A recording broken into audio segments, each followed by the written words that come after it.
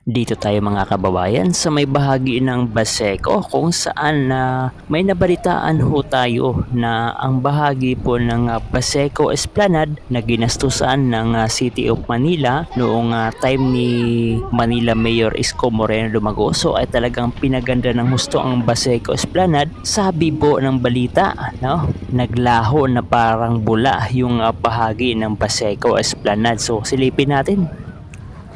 At ito nga ang bumungad sa amin, baha papunta doon sa bahagi ng Baseco Esplanade.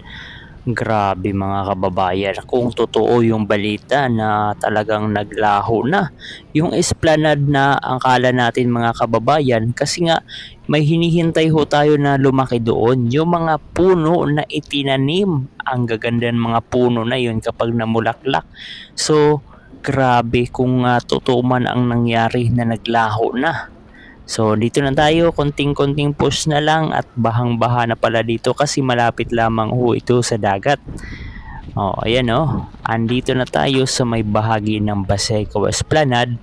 So nakakagulat kung totoong talagang naglaho na yung Baseco Esplanade. At eto na nga mga kababayan, kung mapapansin nyo, yung mga puno na aasahan natin parang wala talaga. Wala talagang nangyari. Sa dulo merong puno pero dito parang anong nangyari sa proyektong ito mga kababayan. Oh, nasaan na yun? Sarado na. Di ba may mga puno to dito? Ayun. Pero yung dito nawala na. Ah.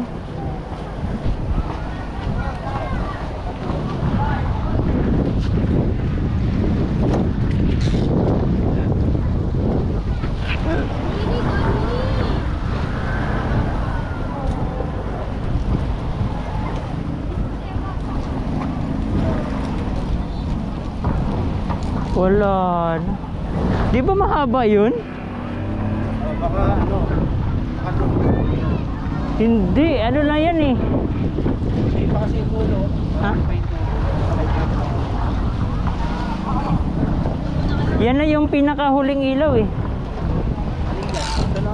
Oo, dyan Ito Oo, ang alam ko dapat hanggang dito meron yan Wala na pala. Siguro pa naglalaki. Esplanade yun, Baseco Esplanade Nawala yung Baseco Esplanade pala dito. Ay grabe, high tide na high tide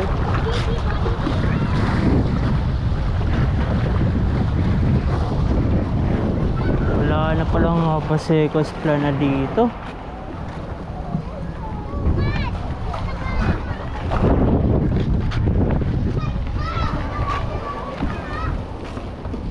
Kasi ito yung Pasig Pasig River Coordinating Office.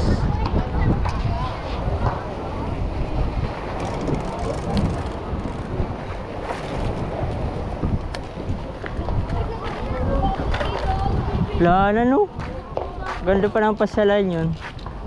Baka may gagawin dito. Pero Tayo na pong gagawin dito.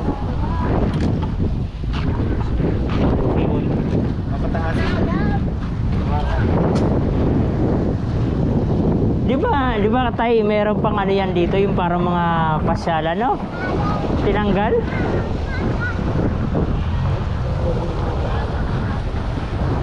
Kasi may mga bricks yan dati dito Bricks. Pasyalan pa naman ng mga bata yun. Baka tinanggal tapos babalik nila.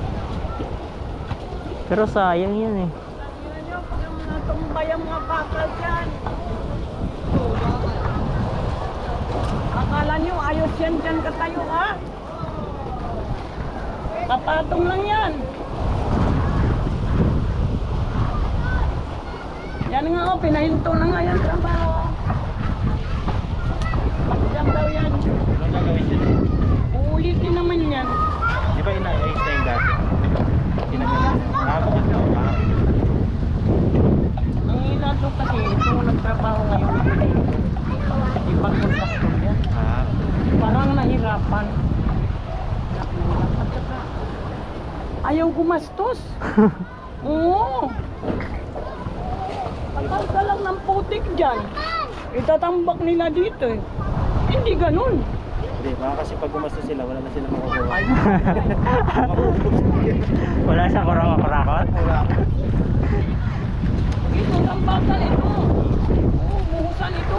Ito ba yung pinayos ni Yorme dati? Parang, Hindi tayo, tambakan mo lang ng putik yan. Gaya ng bagyo-bagyo. Nako. semento. Tapos sayang yung mga ano dun oh. Pinaglubog dun. Yung mga bakal na yan, mga patong lang yan. Ang mga bata dyan, kung di mapayat. Grabe. Nangyari. Tara. Hindi pala tayo makapasok ng Manolo, Baseco. Sa ba entrance ng Baseco niyan? Ha? Di ba dito yung entrance? Ah, wala na. Sarado na rin? Sa ano yan? Sa DA na rin yan? Sakto nga, hanggang dito yung project ni Yorme, oh. Ayan, dyan yan. Nandyan? Ayun yung pinakantulo, yun sa part na yun. Mahaba pa siya.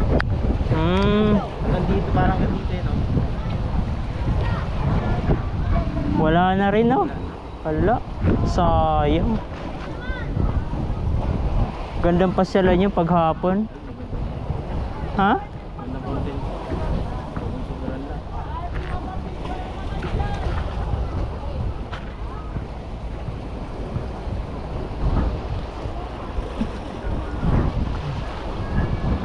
Tara na. Grabe, sobrang high tide.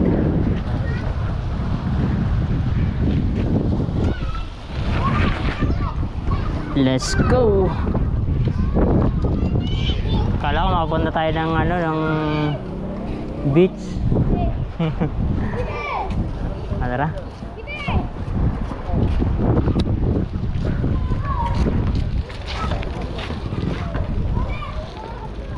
Yan, hindi ka tawad. Sabihan mo, kailangan na gagalit sa palmas.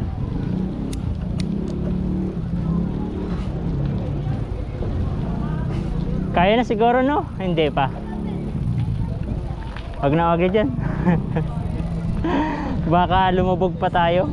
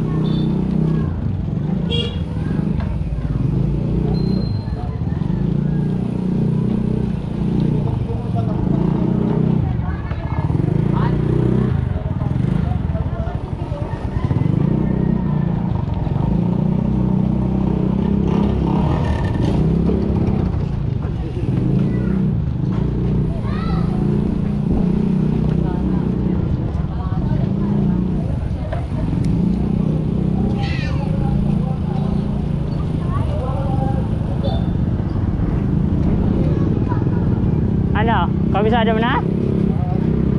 Sunod ako sa iyo ha?